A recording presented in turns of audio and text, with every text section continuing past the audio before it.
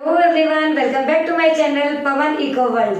Students, हम कर रहे हैं chapter number 3 macro economics class 12 और आज हम करेंगे उसका पहला concept, that is concept of national income कि नेशनल इनकम क्या होता है। सो स्टार्ट करते हैं बेटा।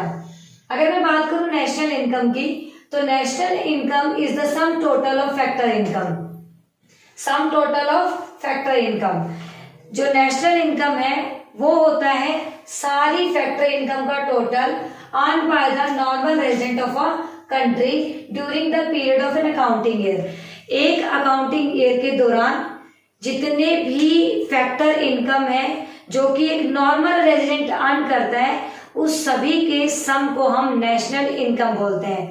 तो जब हम नेशनल इनकम की बात करते हैं तो यहां से इस डेफिनेशन में दो कंसेप्ट निकल कर आते हैं। पहला कि what do you mean by factor income and second one is what do you mean by normal resident. तो अगर मैं बात करूं नेशनल इनकम की, तो बेटा पूरे देश की जो इनकम होती है वो नेशनल इनकम होती है। तो यहां से दो बातें इंक्लूड हुई है, पहला फैक्टर इनकम और दूसरा है नॉर्मल रेजिडेंट। तो फैक्टर इनकम क्या होता है? तो देखिए बेटा, फैक्टर इनकम एक ऐसी इनकम है जो हमें हमारे कुछ काम करने के बदले, कोई सर्विस देने के बदले या किसी चीज के बदले हमें जब इनकम जनरेट होती है, that is called factor income.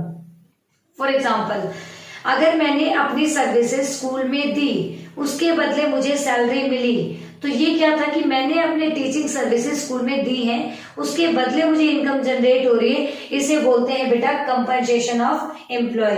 मतलब काम करने के बदले एम्प्लॉय को सैलरी या वेजेस मिलती है क्योंकि उसने अपने सर्विसेज दी हैं। तो एक तरीके से फैक्टर जो इनकम होती है वो ये होती है कि जो हम काम करते हैं उसके बदले हमें मिलता है, वो हम उसको बोलेंगे फैक्टर इनकम। अगला आता है रेंट। रेंट हमें मिलता है हमारे लैंड के बदले। मतलब अगर आपने कोई लैंड किसी को दी है कि आपने उसको लीज पे दिया है या फिर रेंट पे दिया है, तो उसके बदले आपको मिलेगा रेंट। अगला आता है बेटा इंटरेस्ट। देखिए बेटा, इंटरेस्ट होता है, ये हमें किसके बदले मिला था? लैंड के बदले।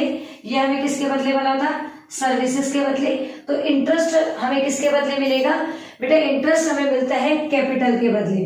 अब कैपिटल क्या होता है? एक तरीके से कैपिटल का मतलब है अगर आपने किसी को उधार दिया है या फिर आपने अपनी कैपिटल यूज की है, उसके बदले आपको जो इंटरेस्ट जनरेट हो रहा है, that is called factor income, interest. And last one is profit.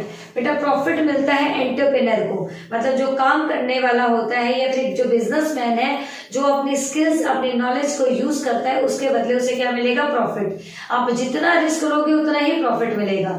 अब यहाँ से हमारी जो डेफिनेशन है नेशनल इनकम की वो क्लेरिफाई हो जाती है। कैसे? कि नेशनल इनकम टोटल होती है फैक्टर इनकम का और नॉर्मल रेजिडेंट ने जो इनकम अर्न की है एक साल के दौरान। तो फैक्टर इनकम क्या होगी?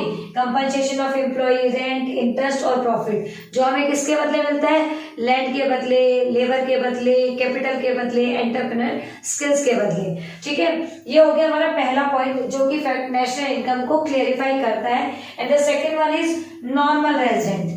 बेटा नॉर्मल रेजिडेंट क्या होता है? तो नॉर्मल रेजिडेंट में भी दो बातें इंक्लूड होती हैं। पहली, ordinary reside in a country, वो एक कंट्री के अंदर एक साल के दौरान रहता है। मतलब कोई भी इंसान जब एक साल के दौरान उस कंट्री में रहता है तो वो वहां का नॉर्मल रेजिडेंट होगा, बशर्ते centre of economic interest lies in that country.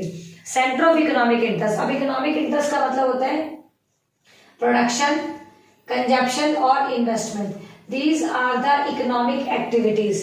अपनी जितनी भी इकोनॉमिक एक्टिविटीज है वो उस कंट्री में करता है, तो he or she is a normal resident of a country. अब इसका एग्जांपल, जैसे अगर मैं एक साल तक अमेरिका में रहती हूँ, अमेरिका में ही मैं खाती हूँ, पीती हूँ, इन्वेस्टमेंट करती हूँ और एक साल के दौरान मैं वहां रह रही हूँ, तो मैं वहां की नॉर्मल रेजिडेंट कहलाऊंगी। सिटीजनशिप की बात नहीं कर रही हूँ मैं नॉर्मल रेजिडेंट की बात कर रही हूँ।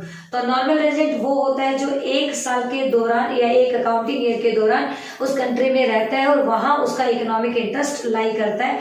Economic interest relates to production, consumption और इन्वेस्टमेंट। यहां से आपको शायद सारी बातें समझ आ गई होगी। कंक्लूजन में अगर मैं बताऊं तो national income is the sum total of factor income, जो कि कौन कमाता है? Normal resident of a country. तो नॉर्मल रेजिडेंट वो होता है जिसके दो फीचर्स होती है। पहली, जिसमें हमें पता होता है कि वो 1 साल के दौरान वहां रह रहा है।